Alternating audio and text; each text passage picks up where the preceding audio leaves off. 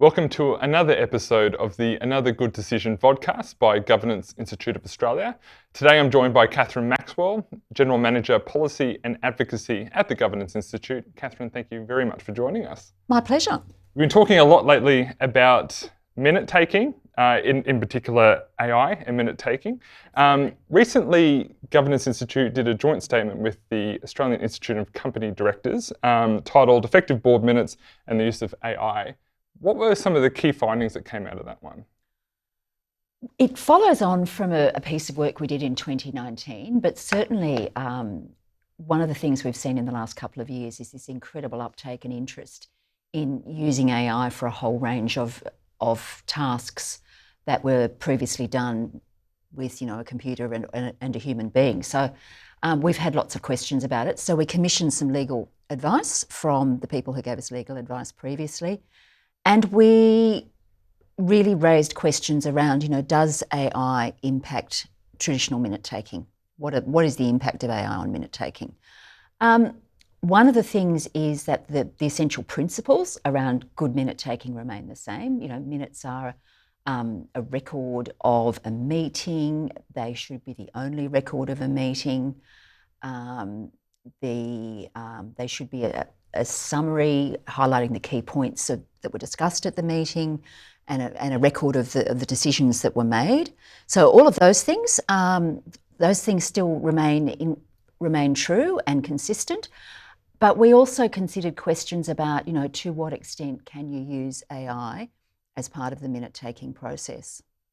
And I could imagine by adopting AI in your minute taking could come with some certain risks as well. What are some of the safeguards that particularly the thought leadership piece, the joint statement, proposes to try and combat some of those risks?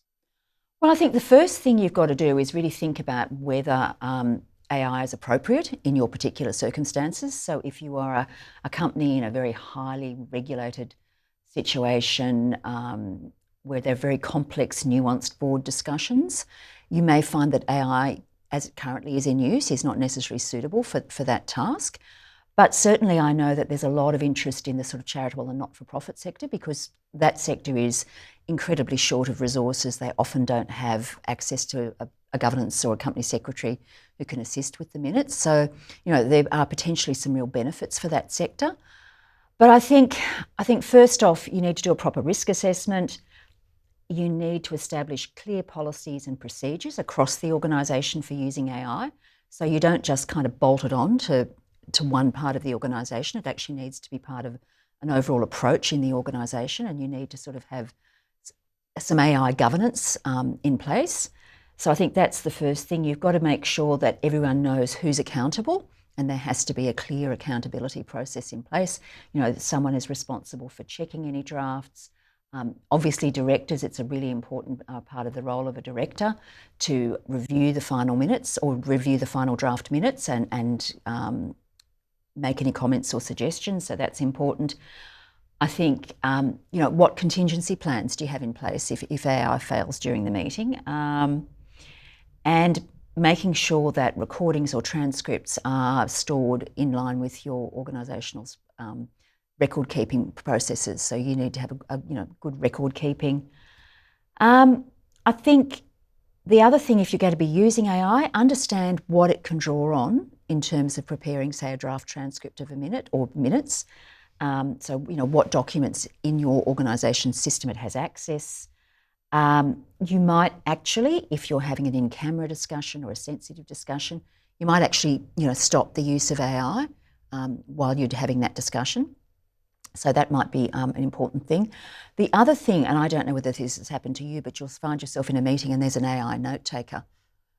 So be alert to the presence of AI note takers coming into the meeting and make sure that you kick them out if they're not meant to be there. So that's quite important. And I think the other thing is make sure that, and some tools do this, make sure that there's no summary immediately circulated to all the meeting participants post the meeting. You don't want all the directors getting a transcript of the meeting immediately it's finished. So make sure that feature's disabled. I think that's really important.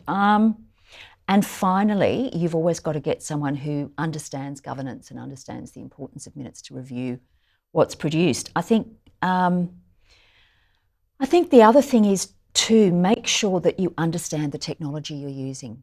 Don't just kind of plug and hope for the best. I think you've really got to be curious and try and understand what the technology is doing, and training. I mean, we did a survey on AI implementation when was that, about 3 or 4 months ago? Yeah. And one of the big findings of that survey was that there was not sufficient training on AI in a lot of organisations. Particularly for smaller organisations, the National AI Centre has a whole heap of readily accessible free training resources. So that's a great place to start. If you're stuck and you don't know where to start, I think that could be a really good place for people to start. And in fact, it's on my list of things to do, is to come and have a look at some of the free courses, because I'd certainly like to upskill. Fantastic. I want to sort of circle back, and next week we've got the Non-for-Profit Forum with the Governance Institute. I guess my question's around, non-for-profits and charities are experiencing obviously challenging headwinds with today's cost of living and other global headwinds and whatnot. What are some of the challenges faced by non-for-profits, and are there any things to look out for from a regulatory perspective, or what's the situation looking like?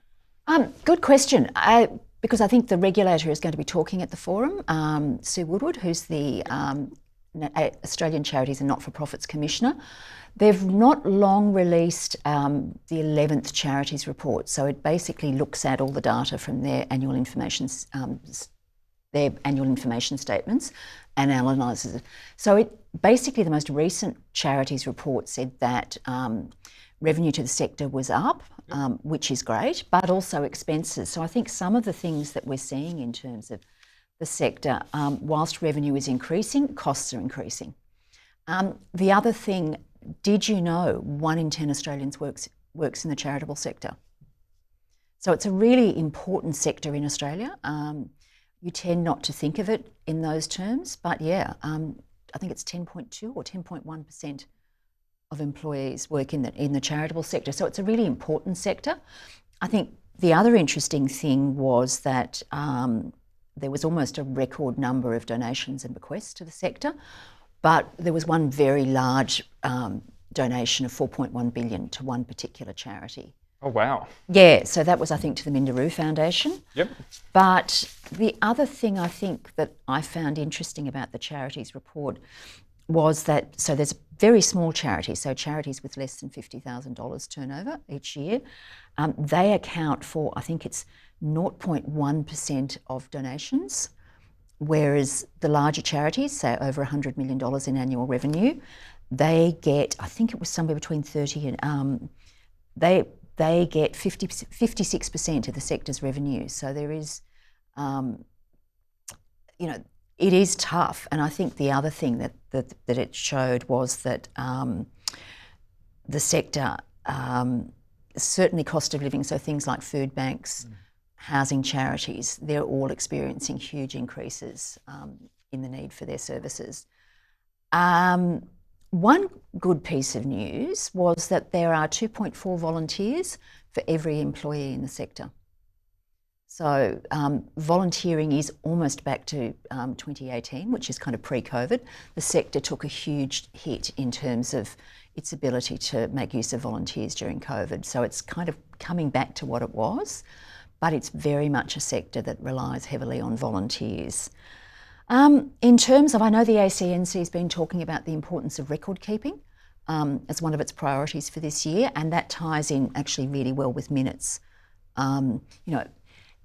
It's very important to have clear, concise, well-structured, well-taken minutes, and that goes to charities as much as any other organisation. So I think that's kind of a good thing to think of. And I suppose the other thing is we've just hit 30 June, so lots of charities do their tax campaigns, their end-of-year tax time campaigns, and they often find that there's an increase in donations sort of near that 30 June deadline. But charities will be thinking about their AGMs. And lots of charities have AGMs. So it's worth looking at your constitution, making sure what it says about having an AGM if you're a charity, and making sure you go through all the steps, notify all the right people, put the notices out at the right time. The other thing is, in lots of charities, I know I actually am with a rowing club, and we've got our AGM coming up at the end of August. And so one of the things to think about if you're a charity is that you are likely to have turnover of directors and office holders. So good induction, what will you tell the people coming in onto your committee or your board about the charity, and how will you make sure that they hit the ground running when they come on as a new member? Fantastic. And look, I think a big part of that that stood out for me was the number of volunteers increasing. Yeah. That's a good news story. Absolutely a good news story, because it's certainly a sector that did it really tough during COVID, because there were lots of things that volunteers just couldn't do. Yeah. And I guess AI sort of ties into, obviously, one of the challenges or opportunities from a charities and non-for-profit perspective. So look, absolutely, and I've certainly hearing there are lots of opportunities. For example, it'll be interesting to see how AI gets used in fundraising, but I can see that there'd be some really, there are potentially, I would imagine, some really good applications in terms of fundraising and working with databases, marketing, segmenting. So I think there are some real opportunities, because charities, really do have to run with very scarce resources. Certainly I worked for a very big charity at one point, and we got some great passionate people in, particularly in our sort of marketing area, but it's often a place where people start their careers, so there's turnover. So charities, I know lots of charities are always looking for ways to do what they do better, so they can actually focus on their purpose and their mission, and be more efficient in delivering their mission, because certainly one of the things that people are quite focused on is making sure that charities spend as much as they possibly can on their mission. Absolutely. And look, charities, look at me doing a great segue into our ethics index. Charities do appear in our ethics index, as well does AI, and AI adoption will appear heavily this year. It's pretty exciting, because it's the 10th year. I mean, this sounds nerdy, but I can't wait for the results of the 10th, because it'll be really fascinating to see.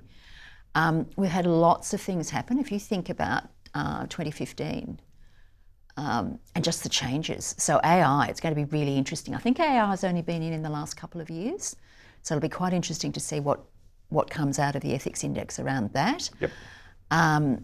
It will be interesting to see how, because one of the things about the ethics index, and we use it a lot in our policy and advocacy, because there's a whole lot of really good statistics about sort of ethical perceptions of organisations, and certainly trusted public institutions are something that sort of is a theme that runs through a lot of the sort of policy and advocacy work that we do.